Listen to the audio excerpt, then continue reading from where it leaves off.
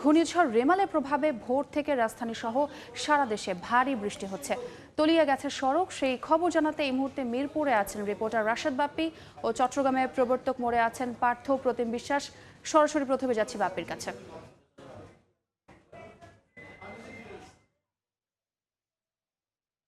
প্রভাব সারা দেশেই এরই মধ্যে কম বেশি পড়েছে। রাজধানীতে একদম ভোরের শুরু থেকেই বৃষ্টি শুরু হয়েছে এবং সেই বৃষ্টি কখনো ভারী বৃষ্টি, কখনো ঝোড়ো বাতাসের সঙ্গে বৃষ্টি হচ্ছে এবং ঠিক বৃষ্টি হলে রাজধানীতে কিন্তু এক ধরনের বাস্তবতা আমরা দেখি, জলাবদ্ধতা, জলমগ্ন হয়ে পড়ে রাজধানীর বেশ কিছু এলাকা। আজকেও কিন্তু ব্যতিক্রম নয়। ঠিক এই মুহূর্তে আমরা রয়েছি রাজধানীর শেওড়াপাড়া এলাকায়। মিরপুরের শেওড়াপাড়া মোটামুটি জলমগ্ন হওয়ার পথে। যদিও কি বলে রাখি যে ঘূর্ণিঝড় রেমালের প্রভাবে রাজধানীতে যে বৃষ্টি হচ্ছে সেই বৃষ্টি কিন্তু কখনো কখনো ঝোড়ো বাতাসের সঙ্গে যখন ভারী বৃষ্টি হচ্ছে, আবার কখনো বৃষ্টি থেমে যাচ্ছে। এটি একটি ইতিবাচক দিক।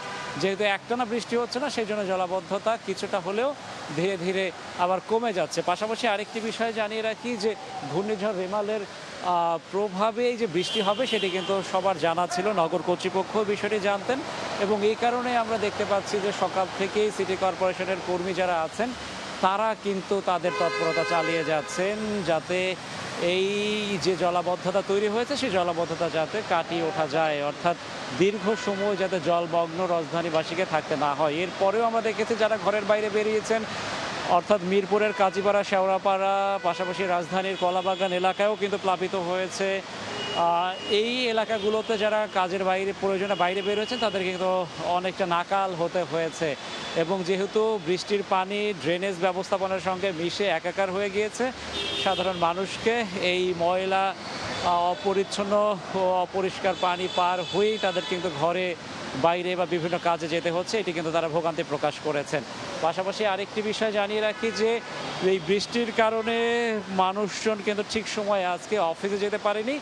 এর পেছনে আরও একটি বড় কারণ রয়েছে। আজ কিন্তু দীর্ঘ একটা সময় মেট্রো রেল চলাচল বন্ধ ছিল, অর্থাৎ মেট্রো রেল রাজধানীবাসী অনেকেই কিন্তু মেট্রো রেলের উপরে নির্ভর হয়ে পড়েছে। সকালে বৃষ্টি শুরু হওয়ার পরপরই একটা সময় ধরে মেট্রো রেল চলাচল বন্ধ ছিল।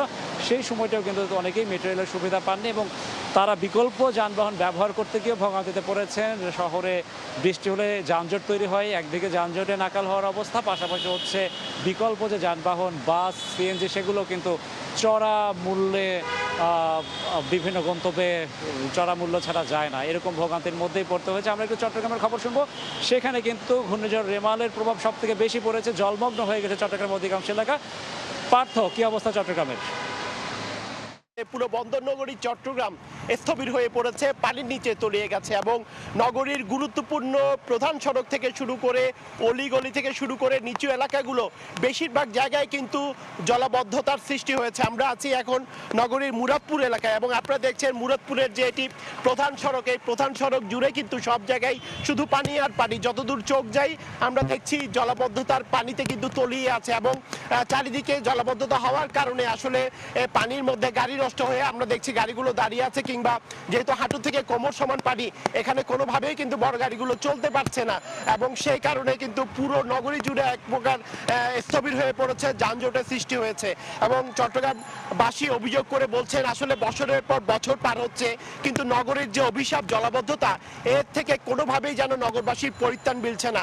সামান্য বৃষ্টি থেকে শুরু করে কিংবা ভারী বর্ষণ, অল্প বৃষ্টি থেকে শুরু করে বেশি বর্ষণ, সব সময় যখনই বৃষ্টি হবে তখনই যেন চট্টগ্রাম পানির নিচে তলিয়ে যাবে, সেটি যেন এখন অনেকটাই নিয়তি হয়ে দাঁড়িয়েছে। মূলত চট্টগ্রাম সিটি কর্পোরেশন কিংবা চট্টগ্রাম উন্নয়ন কর্তৃপক্ষের দুই সংস্থার মধ্যে সমন্বয় না থাকার কারণে কিন্তু আসলে এই জলাবদ্ধতা হওয়ার পরও কিন্তু এর সুফল বা জলাবদ্ধতা নিরসন প্রকল্পের যে কাজ চলছে তার সুফল পাচ্ছে না নগরবাসী।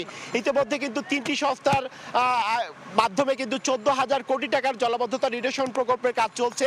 এর মধ্যে 8,000 কোটি টাকার কাজ ইতিমধ্যে সম্পন্ন হয়েছে কিন্তু এর কোনো সুফল যেন নগরবাসী কোনোভাবে পাচ্ছে না। আজকে গতকাল মধ্যরাত থেকে যখন ভারী বর্ষণ শুরু হয়, আজকে ভোর থেকে সকাল থেকে এখন পর্যন্ত টানা যখন ভারী বর্ষণ হচ্ছে এবং ভোরে যারা কাজের উদ্দেশ্যে বের হয়েছে সাধারণ মানুষজনকে আমরা দেখেছি চরম ভোগান্তিতে, চরম বেকায়দায় পড়েছে।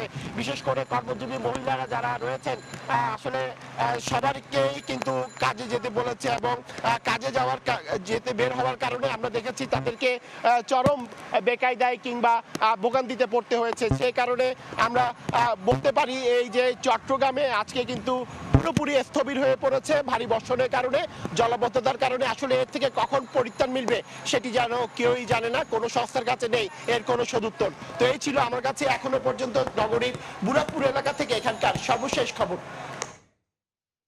সরাসরি যুক্ত ছিলাম মিরপুর এবং চট্টগ্রামে।